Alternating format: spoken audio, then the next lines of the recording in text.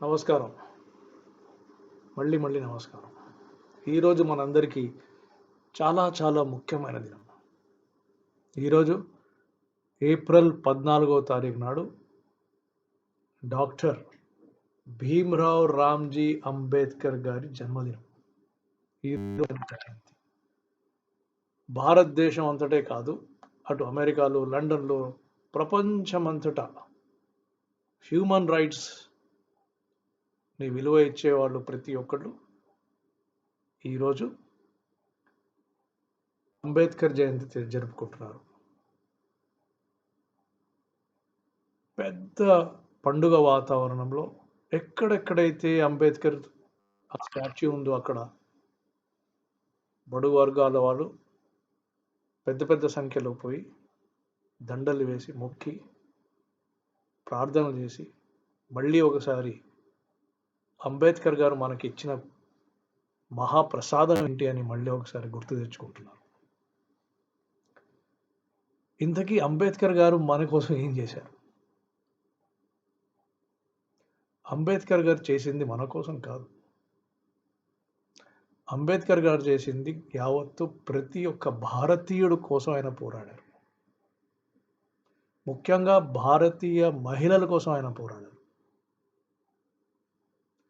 ఆయన constitution of ఇండియాలో equal rights రాస్తూ, ఫండమెంటల్స్ రైట్స్ రాస్తూ, directive principles of state policy రాస్తూ, ఇన్ఫ్యాక్ట్ ఆఖరి దినం నాడు ఆయన చనిపోతున్నప్పుడు ఆయన చేతిలో కలము రాస్తూ చనిపోయిన సమయంలో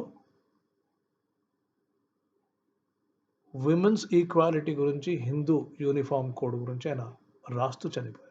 అంటే మహిళల గురించి అంత గౌరవము, అంత అభిమానము, మహిళలకి వాళ్ళ హక్కులు వాళ్ళకు ఉండాలి, హ్యూమన్ రైట్స్ ఎలా ఉండాలో అట్లా విమెన్ రైట్స్ కూడా ఉండాలనే గొప్ప భావనలు అప్పట్లోనే ఉండిన మహా వ్యక్తి, మహాత్ముడు, మహానుభావుడు డాక్టర్ బాబాసాహెబ్ అంబేద్కర్.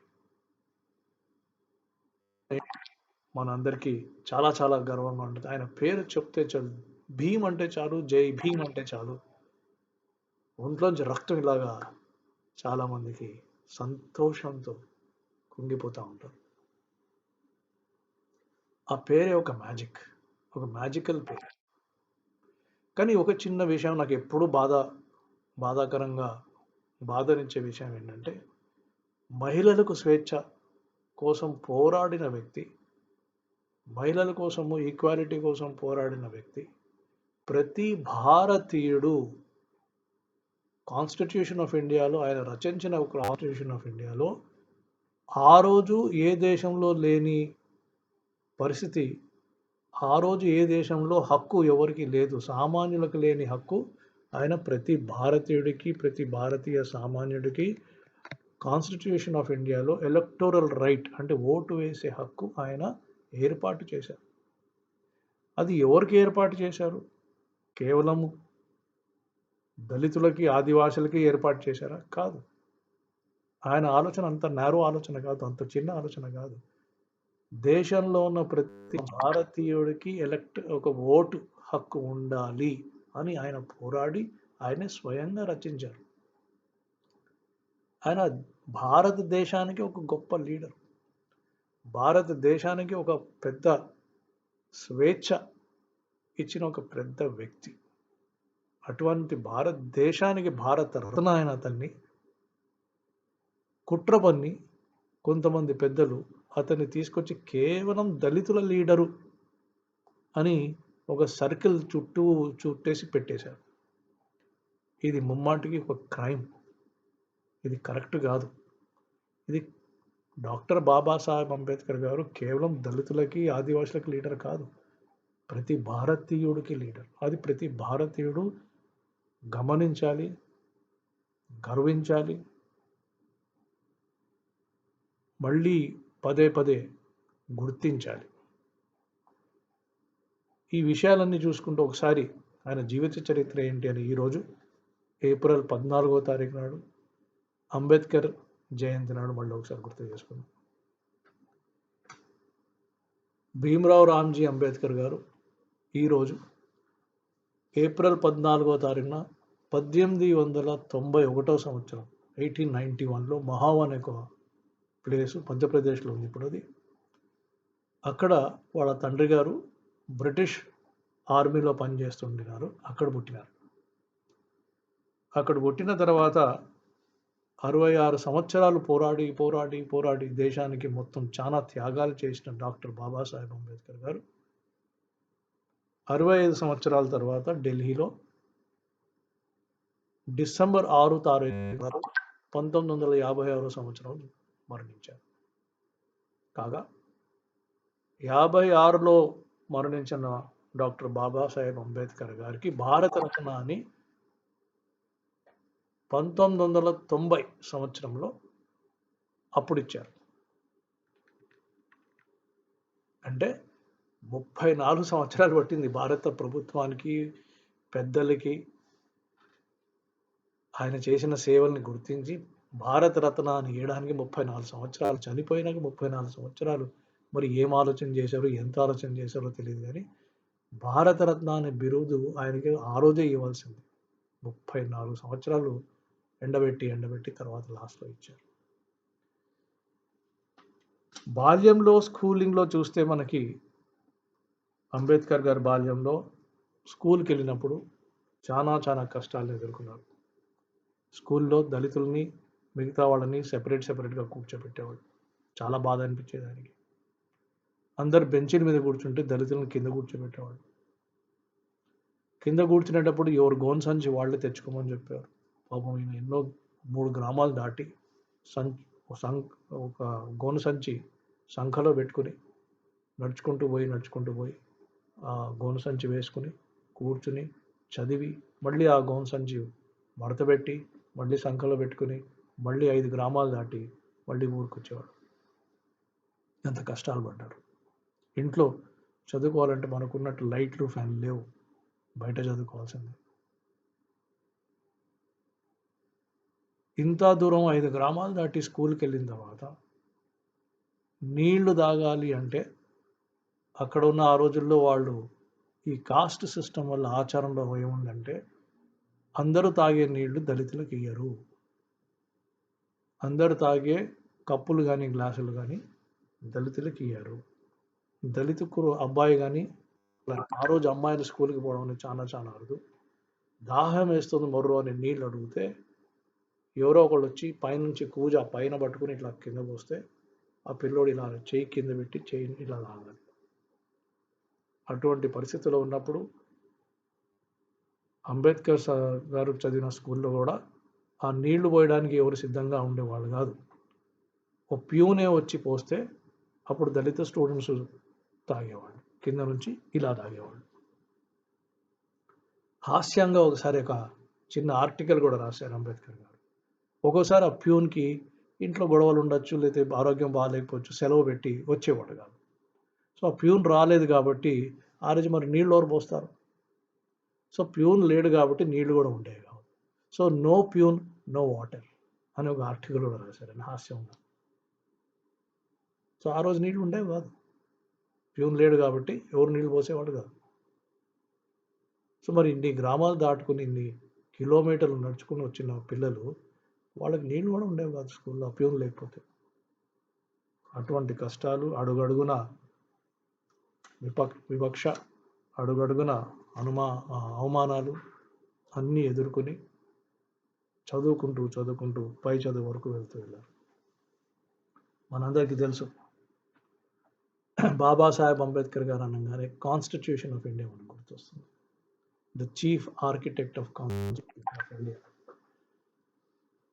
మొత్తం ప్రపంచంలోనే ఈ పుస్తకం డాక్టర్ బాబాసాహెబ్ అంబేద్కర్ గారు ఆ కమిటీతో రచించిన పుస్తకం అన్ని దేశాల నుంచి ప్రశంసించారు.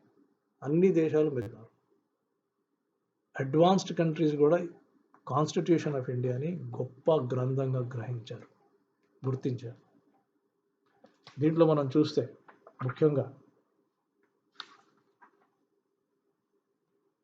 సిటిజన్షిప్ అనేది ఒకటి, ఫండమెంటల్ రైట్స్ అనేది రెండోది, directive principles of state policy. ఈ ఫండమెంటల్ రైట్స్ అనే ఏదైతే చాప్టర్ ఉందో, దీంట్లో ఏవైతే ఆర్టికల్స్ ఉన్నాయో, యావత్తు మొత్తం ప్రపంచంలో ఇంత చక్కటి డెఫినేషన్స్ కానీ, ఇంత చక్కటి ఆర్టికల్స్ కానీ, ఇన్ని ఫండమెంటల్ రైట్స్ సిటిజన్స్కి ఇస్తూ ఎక్కడా లేదు. ఈ ఫండమెంటల్ రైట్స్ ఎవరికి ఇచ్చారు? ప్రతి భారతీయుడికి ఇచ్చారు. అది గమనించట్లే. ఏదో దళిత లీడరు అని దళితుల కోసమే కట్టిపట్టేశారు. తప్పది. ఈ ఫండమెంటల్ రైట్స్ అనేది ప్రతి భారతీయుడికి సంబంధించింది. డాక్టర్ బాబాసాహెబ్ అంబేద్కర్ గారు ఈ కాన్స్టిట్యూషన్ ఆఫ్ ఇండియా అనే పుస్తకం ద్వారా ప్రతి భారతీయుడికి, అక్కడ కులము జాతి అవన్నీ లేవు, ప్రతి భారతీయుడికి అతను ఫండమెంటల్ రైట్స్ ఇచ్చారు. ఓటింగ్ రైట్ ఇచ్చారు, అడల్ట్ ఫ్రాంచైజ్ ఇచ్చారు.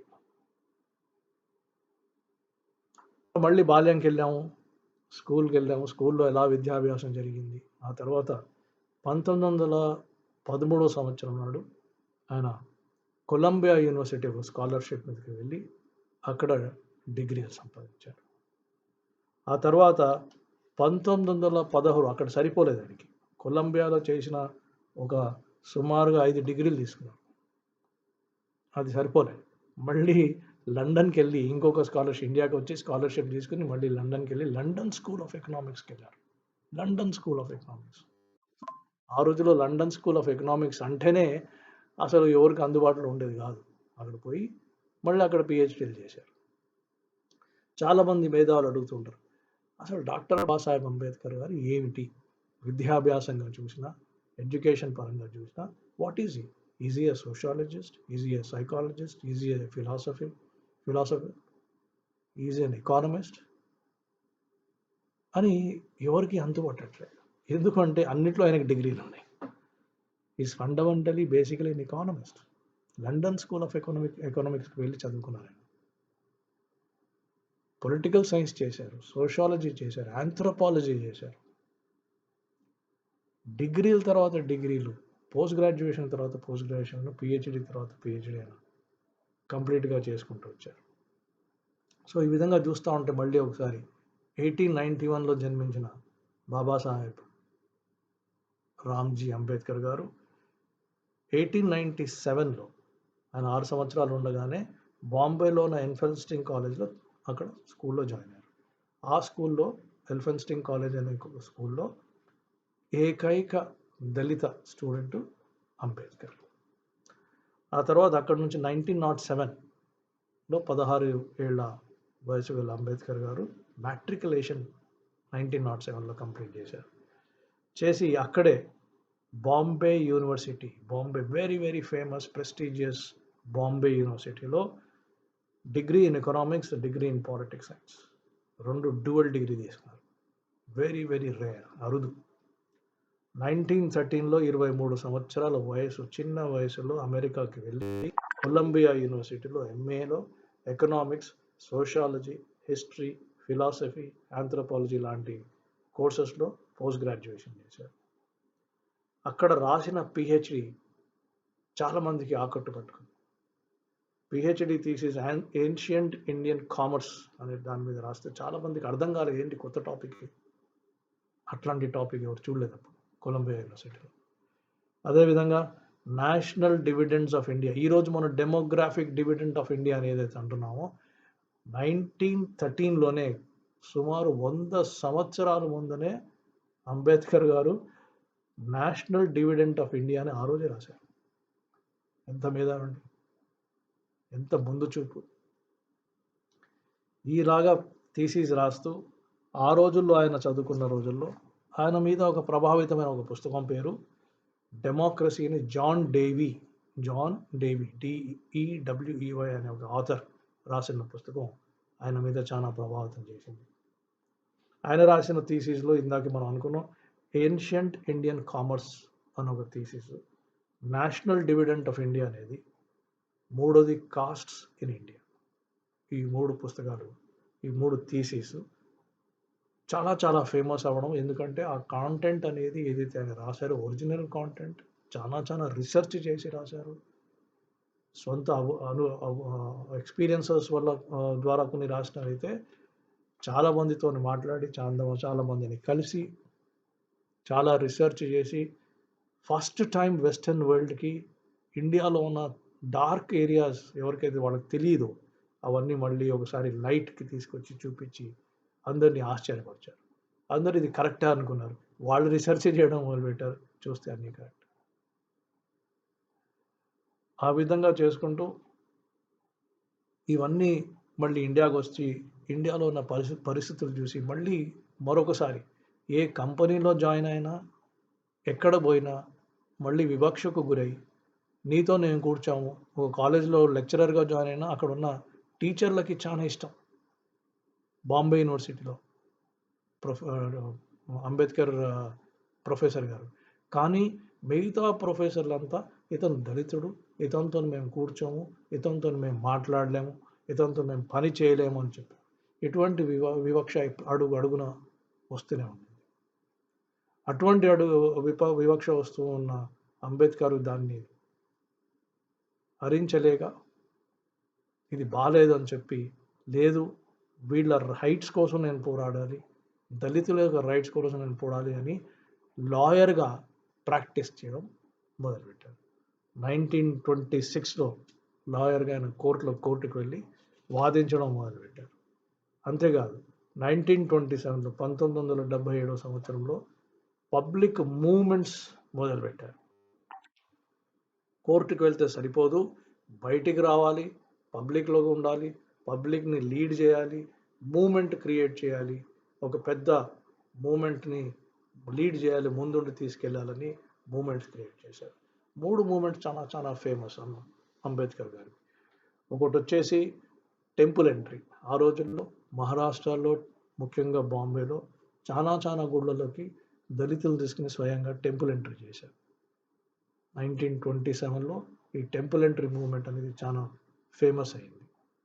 అదే సంవత్సరంలో మాడ్ అనే ఒక టౌన్, అక్కడ చాలా పెద్ద వివక్ష. ఆ టౌన్లో ఉన్న చెరువులో కనీసం నీళ్లు పట్టుకోవడానికి తాగడానికి దళితులకి అర్హత లేదు. ఆ రోజు చాలా పెద్ద ఘర్షణ జరిగింది. వేలాది మందిని దళితులు తీసుకెళ్ళి ఆ మహాదేవ్ చెరువులో నీళ్లు తాగారు. ఒక మూమెంట్ని క్రియేట్ చేశారు. అదేవిధంగా మనుస్మృతిలో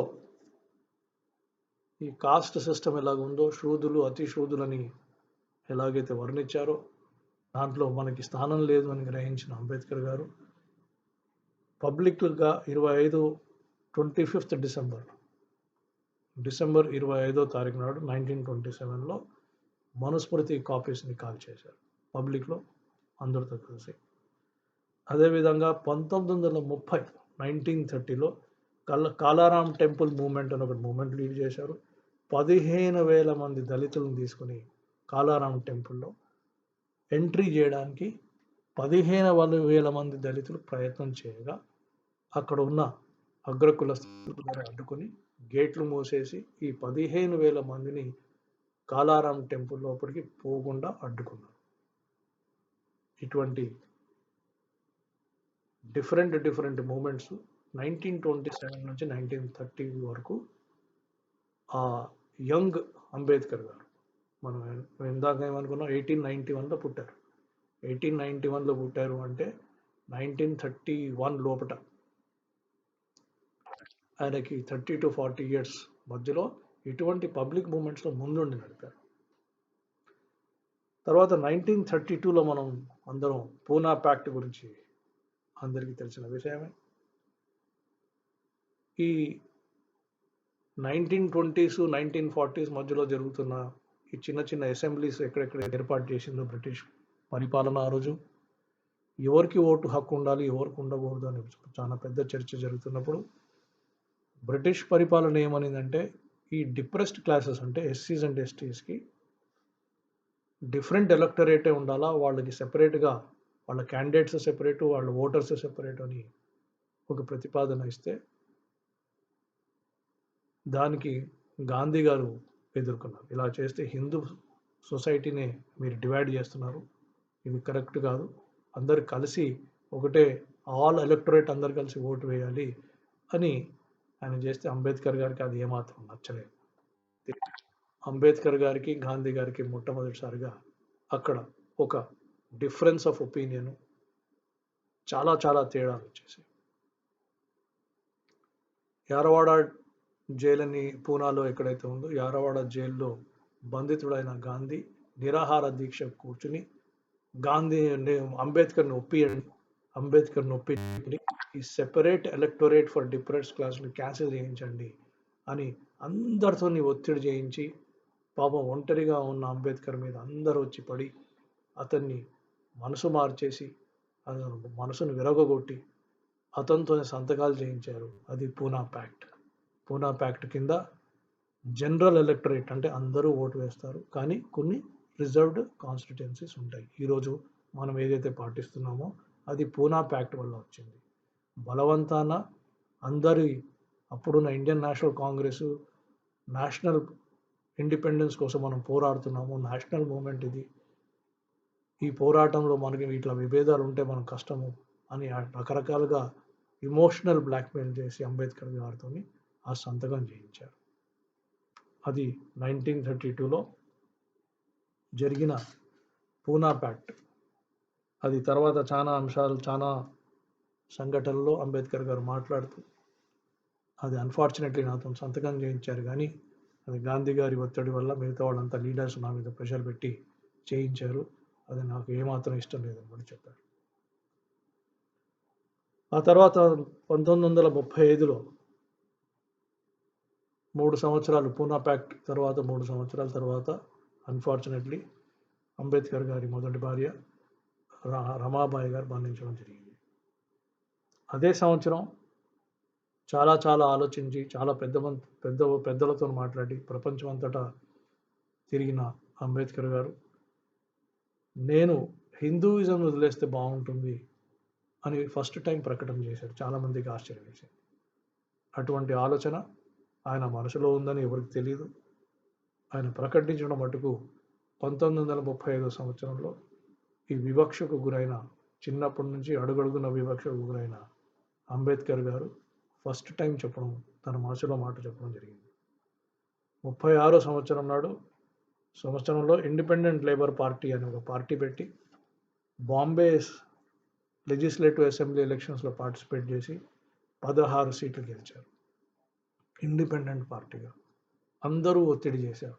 ఇండియన్ నేషనల్ కాంగ్రెస్, ఈ పార్టీ ఆ పార్టీ పెద్దలంతా నో అట్లా చేస్తే నువ్వు కరెక్ట్ కాదు, వద్దు అన్న, ఇండిపెండెంట్గా డబ్బులు లేదు, ఏమీ లేదు, ఇండిపెండెంట్గా పోటీ చేసి బాంబే లాంటి ప్రదేశంలో బాంబే అసెంబ్లీలో 16 సీట్లు గెలిచారు అంబేద్కర్ గారి పార్టీ, ఇండిపెండెంట్ లేబర్ పార్టీ. అదేవిధంగా 1936లో ఇవన్నీ జరుగుతూ ఉంటే 1936లో ఎప్పుడైతే ఇండిపెండెంట్ లేబర్ పార్టీ పెట్టి 16 సీట్లు గెలిచారో అదే సంవత్సరము చాలా చాలా కీలకమైన సంవత్సరం అంబేద్కర్ గారి చరిత్రలో. అప్పుడు జత్ పాట్ అని ఒక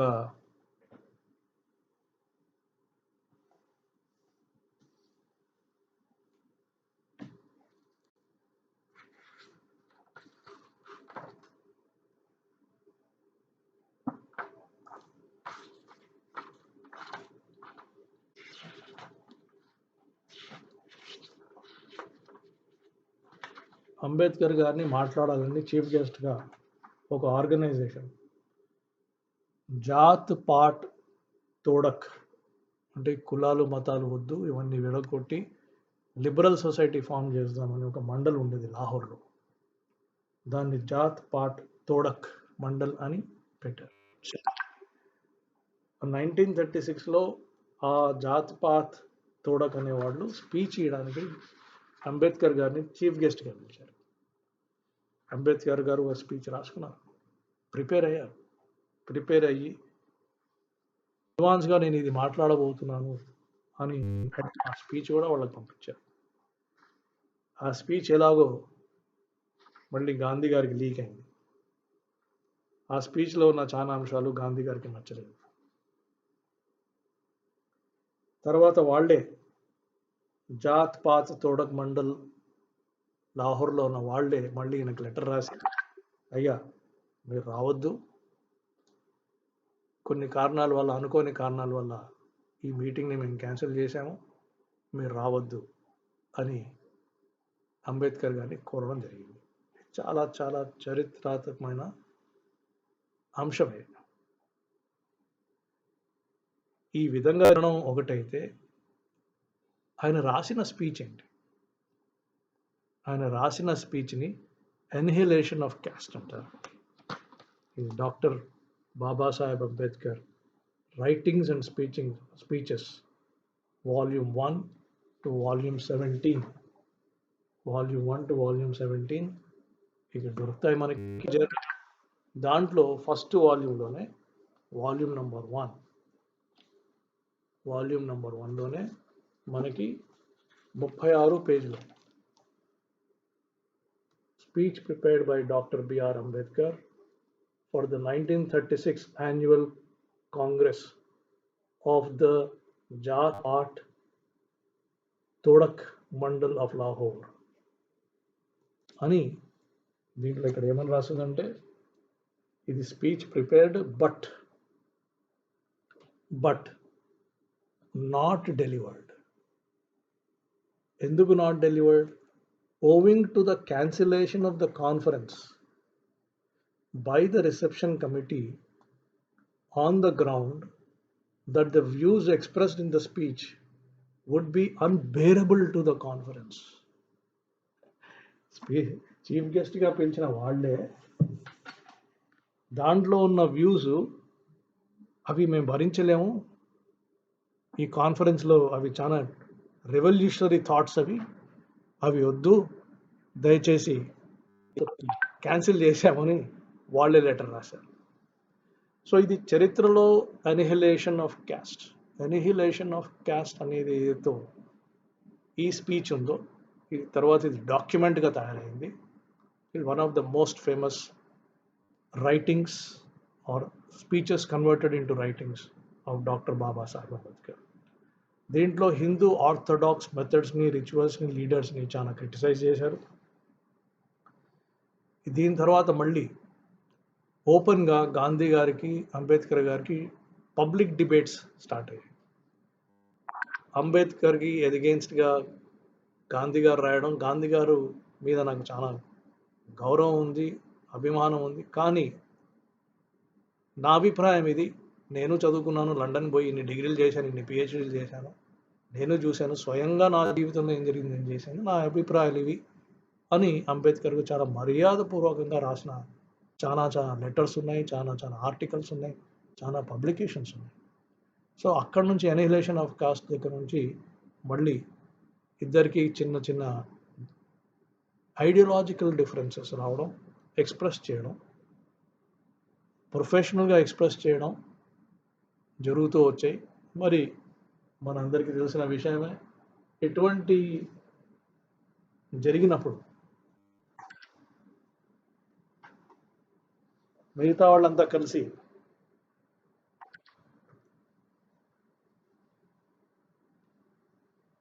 అందరూ కలుస్తారు, వాళ్ళు కలిసి కొంతమందిని ఏకాకి చేస్తారు. ఆ ప్రయత్నాలు కూడా జరిగాయి. అయినా అవన్నీ పట్టించుకోకుండా తన అభిప్రాయం ఏదో ఫ్రాంక్గా చెప్తూ, అది అసెంబ్లీ కావచ్చు, అది రాజ్యసభ కావచ్చు, ఏ మీటింగ్ అయినా సరే, ఎక్కడైనా సరే, నా అభిప్రాయాలు నావి, నా ప్రజల కోసమే నేను ఉన్నాను, నేను ఆగను, నేను మానను, నేను చెప్తాను, ప్రజల యొక్క హక్కులు, నా ప్రజల యొక్క హక్కుల కోసం పోరాడతాను అని పదే అడుగున పోరాడుతూ వచ్చారు డాక్టర్ బాబాసాహెబ్ అంబేద్కర్ గారు.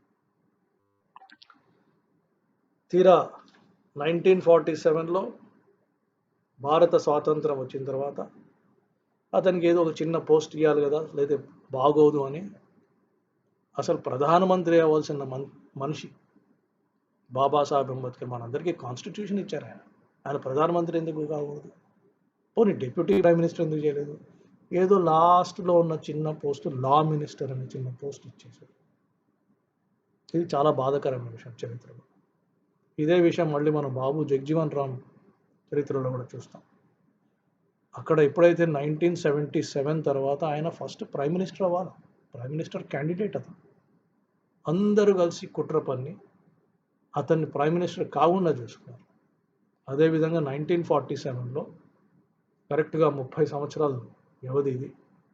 1947లో ఇండిపెండెన్స్ వచ్చిన తర్వాత అంబేద్కర్ గారికి సరి అయిన పోస్ట్ ఇవ్వలేదు. ఆయన ప్రధానమంత్రి కాకపోతే ఉప ప్రధానమంత్రి చేయవలసింది, ఎందుకు చేయలేదు? సో అదేదో లా మినిస్టర్ అని చేశారు. ఇందాక మనం మాట్లాడుకున్నాం ఫండమెంటల్ రైట్స్ అని, directive principles of state policy. అక్కడ రిజర్వేషన్స్ అనేది మాట ఫస్ట్ టైం అప్పుడు వచ్చింది. ఎస్సీ ఎస్టీలకి రిజర్వేషన్స్ ఇవ్వాలి అనేది ఆయన లా మినిస్టర్గా ఉన్నప్పుడు ఈ చైర్మన్ ఆఫ్ కాన్స్టిట్యూషన్ డ్రాఫ్టింగ్ కమిటీగా పెట్టినప్పుడు ఆయన పోరాడి రిజర్వేషన్ అనే వర్డ్ మీకు కనిపించదు కాన్స్టిట్యూషన్లో, రిజర్వేషన్ అనే కాన్సెప్ట్ని తీసుకొచ్చి ఫ్రేమ్ చేసి కాన్స్టిట్యూషన్ ఆఫ్ ఇండియాలో ఇమ్మర్చి దాన్ని ఎవరు మళ్ళీ బయటికి తీయలేకుండా గట్టిగా దాన్ని స్క్రూ చేసేసి అప్పుడు పెట్టారు. అదే సమయంలో ఈ ఆర్టికల్ 370 అని ఈ మధ్యకాలంలో చాలా ఫేమస్ అయింది. దాన్ని చాలా చాలా అపోజ్ చేశారు అంబేద్కర్ గారు. ఆర్టికల్ 370 కింద ఆ రోజు జమ్మూ అండ్ కాశ్మీర్ స్టేట్కి స్పెషల్ స్టేటస్ ఇవ్వాలని అందరూ పెద్దలు అనుకుంటా ఉంటే, తెలివి ఉన్న వ్యక్తి, ముందు చూపు ఉన్న వ్యక్తి, మేధావి డాక్టర్ అంబేద్కర్ గారు నో నో నో ఇది కరెక్ట్ కాదు, జమ్మూ అండ్ కాశ్మీర్కి స్పెషల్ స్టేటస్ ఇవ్వకూడదు అని షేక్ అబ్దుల్లా కూడా లెటర్ రాసి ఇది తప్పు, ఇది ఒప్పుకోవద్దు. ఎందుకు అంటే భారతదేశంలో ఏ విధంగా అయితే రోడ్లు వస్తున్నాయో, డెవలప్మెంట్ వస్తుందో, ఫ్యాక్టరీలు వస్తాయో, ఎంప్లాయ్మెంట్ వస్తుందో, రైల్వే వస్తుందో, అవన్నీ జమ్మూ అండ్ కాశ్మీర్లో కూడా రావాలి కదా. అక్కడ కూడా యువకులకి ఉద్యోగాలు రావాలి కదా. మరి వాళ్ళందరికీ లేకుండా ఎలా చేస్తాం? ఇది స్పెషల్ స్టేటస్ ఇచ్చి జమ్మూ అండ్ కాశ్మీర్ని సెపరేట్గా చేసేసి భారతదేశం సెపరేట్ చేస్తే మరి జేఎండ్కే ఎలా ప్రోగ్రెస్ అవుతుంది, ఎలా డెవలప్ అవుతుంది? ఇది కరెక్ట్ కాదు, I don't agree with this అని రాసి కూడా ఇచ్చారు. ఇంత చేసి స్వాతంత్ర భారతదేశం ఏం చేసింది? మళ్ళీ ఇప్పుడు 2020లో అదే ఆర్టికల్ 370 వద్దు అని రద్దు చేశారు. ఇది 1947లోనే చేసి ఉండొచ్చు కదా. 70 సంవత్సరాల తర్వాత మీ కళ్ళు తెరుచుకున్నాయి. మరి ఆ మేధావి అప్పుడు చెప్తే మీకు అర్థం కాలేదా? అదేవిధంగా 1951లో హిందూ కోడ్ అని ఆయన డ్రాఫ్ట్ చేశాడు. హిందూ కోడ్ అని డ్రాఫ్ట్ చేస్తూ అందరు సమానంగా ఉండాలి, ముఖ్యంగా మహిళలకి అన్ని ప్రాపర్టీ మీద, మిగతా విషయాల మీద వాళ్ళ హక్కులు ఉండాలని హిందూ కోడ్ అని డ్రాఫ్ట్ చేశారు. తీరా అసెంబ్లీ పార్లమెంట్లో పెడితే పార్లమెంట్ అందరూ పెద్దలు మిగతా వాళ్ళందరూ కలిసి లేదు ఇది అవసరం లేదు అని దాన్ని స్టాల్ చేసి ఆపేశారు. అది ఆపేస్తే అది కరెక్ట్ కాదు అన్న అంబేద్కర్ గారు పార్లమెంట్లో రిజైన్ చేశారు. ఒప్పుకోలేదు ఆయన. ఈ రిజైన్, నాకు పోస్ట్ అక్కర్లేదు, నేను ప్రిన్సిపల్స్ మీద, పాలసీస్ మీద నుంచుంటాను.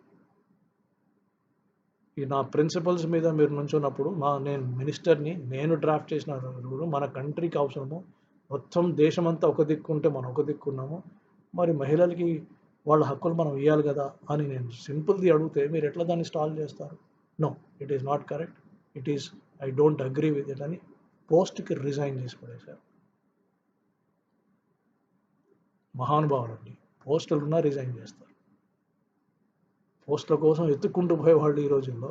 ఆ రోజుల్లో పోస్టులు అడిగి ఇచ్చినా మాకొద్దు, ఈ ప్రిన్సిపల్ మీద ఉంటే నేను ఉంటాను, లేకపోతే పోస్ట్ అని రిజైన్ చేసి.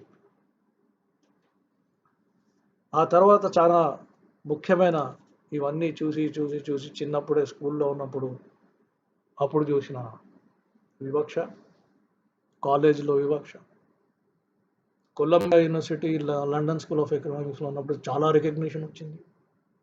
గొప్ప మేధావి, ప్రపంచంలో గొప్ప మేధావి అని వాళ్ళు గుర్తించారు.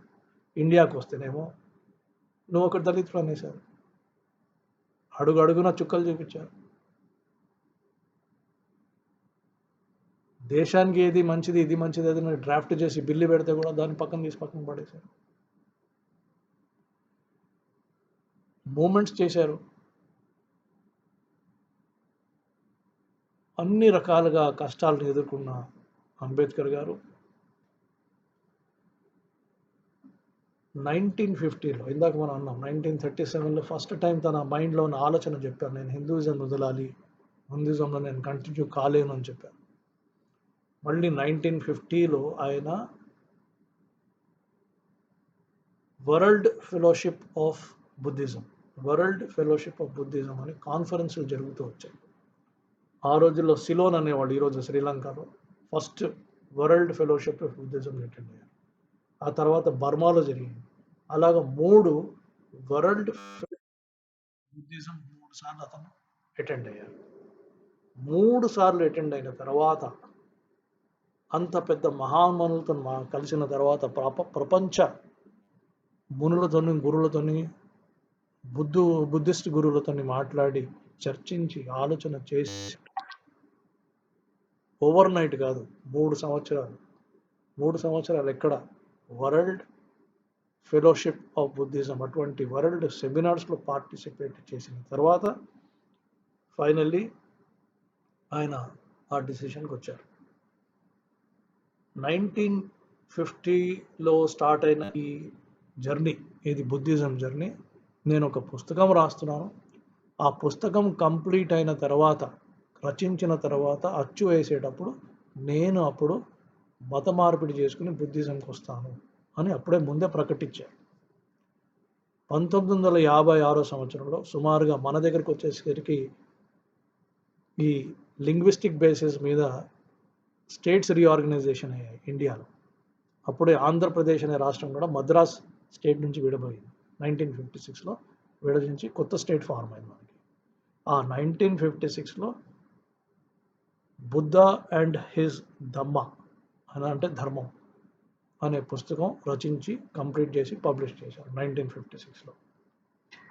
14th అక్టోబర్ 1956లో ఆయన బుద్ధిజంకి కన్వర్ట్ అయ్యారు. 5 లక్షల మంది ఆయన ఎంబడ ఎవరైతే వచ్చారో బాంబేకి, ఆ 5 లక్షల మంది శపథం తీసుకుని 14th అక్టోబర్ 1956 నాడు ఒకటేసారి 5 లక్షల మంది హిందూయిజం నుంచి బుద్ధిజంకి కన్వర్ట్ అయ్యారు. ఇది మనం చూస్తున్న బాబాసాహెబ్ రామ్జీ అంబేద్కర్ గారి చరిత్ర. ఆయన చేసిన పోరాటం ప్రతి భారతీయుడి కోసం. కానీ భారతీయులందరూ కలిసి అతనికి కేవలం దళితుడు అని దళితులకే అప్పజెప్పేశారు. చాలా దురదృష్టకరం. కానీ దళితులు గొప్పవాడు. అతన్ని భుజాల మీద వేసుకుని గొప్పగా చాలా చాలా సంతోషంగా ఆయన జయంతి జరుపుకుంటూ, ఆయన విగ్రహాలు ఎక్కడుంటే అక్కడికి వెళ్ళి పూలదండలేసి పాలతోని పాలాభిషేకం చేసి చాలా చాలా సంతోషంగా స్వీట్స్ పంచుకుంటారు. ఒక పెద్ద గొప్ప పండుగ భారతదేశంలో. ఏప్రిల్ 14 చాలా చాలా పెద్ద పండుగ. మనం ప్రతి ఒక్కళ్ళం గర్వంగా చెప్పుకుంటాం, ప్రతి ఒక్కళ్ళు గర్వంగా తిరుగుతాం. ఆ రోజు జై భీమ్ జై భీమ్ అనుకుంటాం. ప్రతి జై భీమ్ వెనకాల ఒక ఇమోషనల్ ఫీలింగ్. నువ్వు నేను ఒకటే, మనం ఒకటే, మనం భారతీయులం, మన భారతదేశాన్ని ఒక అగ్రరాజ్యంగా తయారు చేస్తాం. అగ్రరాజ్యాంగంగా తయారు చేయడానికి మనం అంతా నడుము కట్టుకుని, భుజం కట్టుకుని, చేయి పట్టుకుని ఒక సైన్యంలాగా ముందుకెళ్ళి మన భారతదేశాన్ని ఒక అగ్రరాజ్యం చేయాలి అని నమ్ముతున్న ప్రతి ఆదివాసుడు, ప్రతి దళితుడు, భారత రాజ్యాంగంలోంచి వాళ్ళకు వచ్చిన రైట్స్ కానివ్వండి, వాళ్ళకు వస్తున్న చిన్న చిన్న బెనిఫిట్స్ కానివ్వండి, అవన్నీ national building, economic development of the కంట్రీలో ప్రతి ఒక్కళ్ళు పార్టిసిపేట్ చేయాలని 1000 కళ్ళతో ఎదురు చూస్తున్న దళితులు, ఆదివాసులు. మిత్రులారా, అందుకే మనం మలుపు మొదలుపెట్టాం. బాబాసాహెబ్ అంబేద్కర్ గారు ఫస్ట్ ఎకానమిస్ట్. ఆయన రాసిన first thesis ancient Indian commerce. ఆయన రాసిన రెండో thesis dividend benefits of India. ఈ రెండిట్లో క్లియర్గా రాశారు, మనమందరం ఎకనామిక్ ఎంపవర్మెంట్ అవ్వాలి, ఎకనామిక్ డెవలప్మెంట్ చేయాలి అని. మలుపులో మనం అంటున్నదే సింపుల్. మనం అంటుంది ఏంటంటే ప్రతి గ్రామంలో ఒక దళితుడు కానీ ఒక ఆదివాసుడు కానీ సూక్ష్మ పారిశ్రామికవేత్త అవ్వాలని మనం కోరుకుంటున్నాం. దానికి కావాల్సింది ఏంటి? నైపుణ్యత. దానికి కావాల్సింది ఒక సూక్ష్మ పారిశ్రామికవేత్త.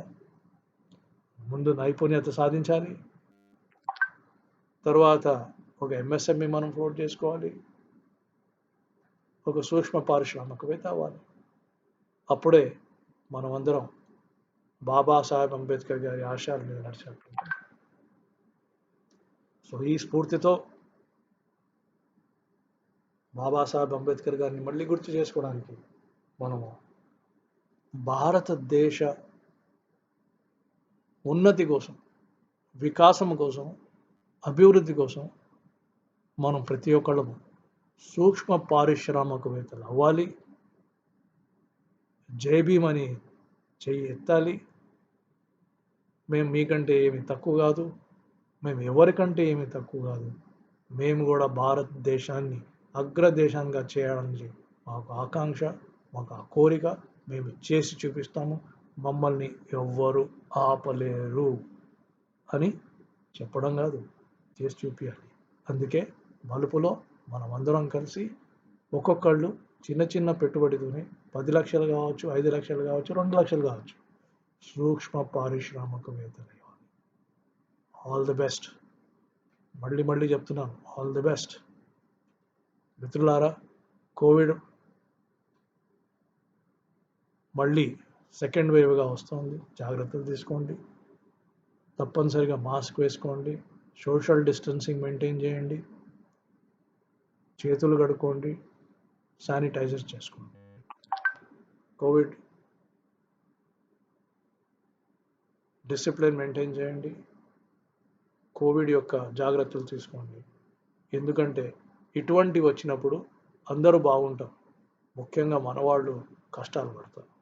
దీనికి అందరికీ చెప్పండి, జాగ్రత్తలు తీసుకోండి, సేఫ్గా ఉండండి, సంతోషంగా ఉండండి. ఎందుకంటే వచ్చే సంవత్సరం, ఆ తర్వాత సంవత్సరం మళ్ళీ మనం బాబాసాహెబ్ అంబేద్కర్ గారి గురించి ఈరోజు అంటే ఏప్రిల్ 14వ తారీఖు నాడు అంబేద్కర్ జయంతి జరుపుకునేటప్పుడు మళ్ళీ మనం ఆయన గురించి మాట్లాడుకోవాలి.